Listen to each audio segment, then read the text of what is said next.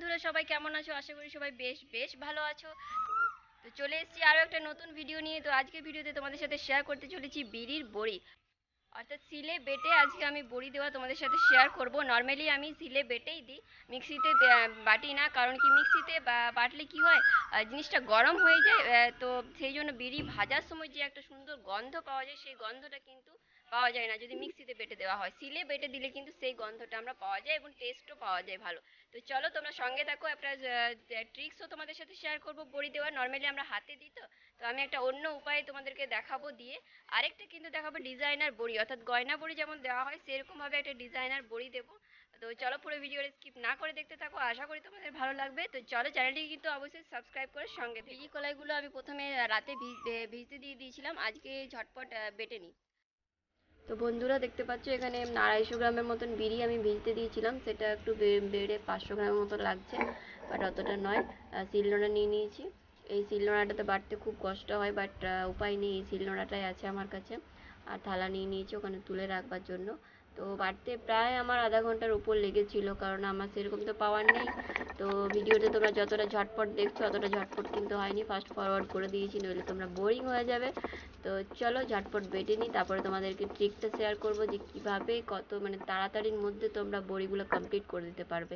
মানে বড়িটা বাটতে আমার যতটা টাইম লেগেছিলো না, বড়িটা দিতে আমার ততটা টাইম লাগেনি। তবে ভেবেছিলাম তুমি হাতে দিলে অনেকটা টাইম লেগে যেত একটা একটা করে দিতে, কিন্তু যে ট্রিকটা আমি অ্যাপ্লাই করছি সেটা দিলে মানে কি বলবো, সঙ্গে সঙ্গে দুরান্ত হয়ে যাবে একদম। তো চলো দেখে নাও। তো বন্ধুরা, তোমরা কিন্তু ভিডিওটা স্কিপ না করে দেখো। তো তোমাদের অবশ্যই কেমন লাগছে জানিও, আর তোমরা কী টাইপের ভিডিও দেখতে চাও সেটা অবশ্যই জানিও, যে এরকম টাইপের ভিডিও নাকি মজার ছন্দে নাটক, নাকি ব্লগ ভিডিও, কীরকম কী দেখতে চাও অবশ্যই জানিও। তো চলো, আমার বাটা প্রায় শেষ। ঠিক আছে, ঝটপট দেখিয়ে দিয়েছি তোমাদেরকে, বেটে নিয়েছি, এবার একটু ওটা ফাটতে হবে। ঠিক আছে, না ফাটলে কিন্তু বড়িটা মুচমুচে হবে না। তো যাই হোক, ফেটানো আমার হয়ে গেছে, বেশিক্ষণ টাইম লাগেনি ফাটতে, জাস্ট 1 মিনিট কি 2 মিনিট লেগেছে।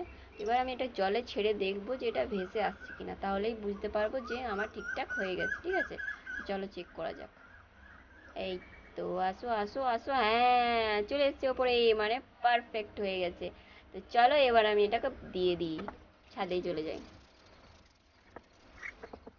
বন্ধুরা, দেখতে পাচ্ছ টিনটা কিন্তু রোদে দেওয়া আছে।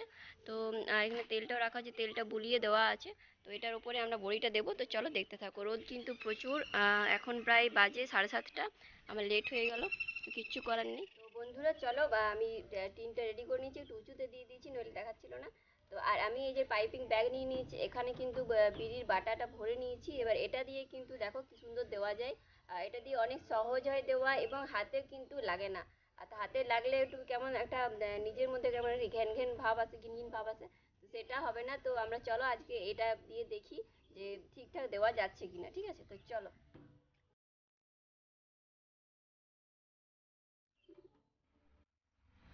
তো বন্ধুরা, দেখতে পাচ্ছ কি সুন্দর দেওয়া হয়েছে। প্রথমে কিছুগুলো একটু খারাপ হয়েছে, বাট তারপরে আস্তে আস্তে যখন হাতে বসটা চলে এসেছে, তখন বাকিগুলো সব ঠিকঠাক হয়েছে। তোমরা শেপ দেখতে পাচ্ছ, সব কিন্তু সমান শেপে মোটামুটি হয়েছে। আর এগুলো যে বড় দেখাচ্ছে না, এগুলো শুকিয়ে গেলে আর একটু ছোট হয়ে যাবে। ঠিক আছে, তো তোমরা এই ট্রিকটা অবশ্যই অ্যাপ্লাই করতে পারো। যদি পাইপিং ব্যাগ না পাও, তাহলে যে কোনো প্লাস্টিক বা তোমরা যে সসের প্যাকেটগুলো হয় না, পিচকু সসের, সেগুলো নিয়ে তোমরা পিছন থেকে কেটে ভরে দিতে পারো, সেটাতেও কিন্তু হয়ে যাবে। ঠিক আছে, তো খুব সুন্দর, খুব তাড়াতাড়ি, দেখো কি সুন্দর হয়েছে। আমার নর্মাল যে বড়িগুলো ছিল বিনা নুনের, সেগুলো কমপ্লিট হয়ে গেছে দেওয়া। এবার যে একটু একটু মতো রেখেছি আমি এর মধ্যে, যেটা দিয়ে আমি কিন্তু ভাজা বড়ি দেবো, ডিজাইনার ভাজা বড়ি। তো চলো, ওর মধ্যে কিছু মিক্স দিতে হবে। তো প্রথমে আমি একটু নুন দিয়ে দিচ্ছি, তারপরে একটু মশলা কিছু, তোমরা লঙ্কা চাইলে দিতে পারো, যেহেতু আমরা লঙ্কা খাই না সেজন্য লঙ্কা দিচ্ছি না। তো এর মধ্যে এই যে জিরা আর পোস্ত দিয়ে দিচ্ছি। ঠিক আছে, এগুলো আমি এর মধ্যে মিক্স করে দেবো। এর মধ্যে নুনটা দিয়ে দিলে না, একটু এর মধ্যে জল বেরিয়ে যাবে, নরম হয়ে যাবে। ঠিক আছে, তো চলো এবার এটা চটপট মেখে নিই। মেখে পরে আমি তোমাদেরকে ডিজাইনের বড়িটা দেখাচ্ছি। ঠিক আছে,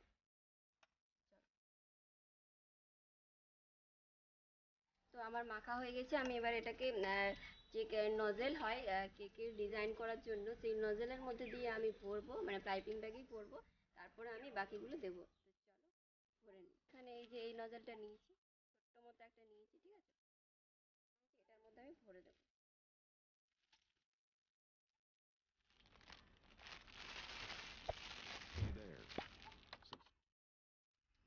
চলো এবার দেখা যাক। তো বন্ধুরা আমি নজরটা দিয়ে এবার একবার ট্রাই।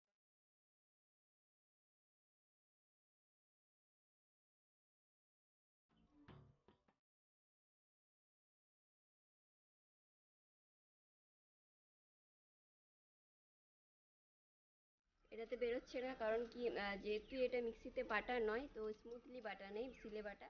তো আমি নজলটা একটু চেঞ্জ করে আনছি, ঠিক আছে। তো যাই হোক, এই নজলে কিন্তু কেকের কি সুন্দর ফুলগুলো হয়, বাট এটাতে হলো না। বাটাটা পুরু আছে তো, মোটা আছে, যার জন্য ঠিকঠাক হলো না। ভেবেছিলাম কত সুন্দর হবে, বাট যাই হোক, এক্সপেরিমেন্ট করা হলো, সাকসেস তো সব এক্সপেরিমেন্ট তো আর সাকসেসফুল হয় না, চেষ্টা করতে ক্ষতি কি। তো একটা তো সাকসেসফুল হয়েছে। তো চলো দেখতে থাকো প্রায় শেষ ভিডিওটা।